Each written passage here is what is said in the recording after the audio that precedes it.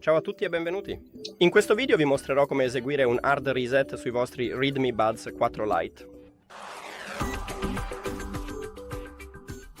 Iniziate mettendo gli auricolari nella custodia di ricarica e poi rimuoveteli dalla custodia di ricarica. Ora, l'area touch si trova proprio qui in alto, quindi indossateli e premete 5 volte su entrambe le aree touch. 1, 2, 3, 4, 5. E ora, come potete vedere, si sono disconnessi.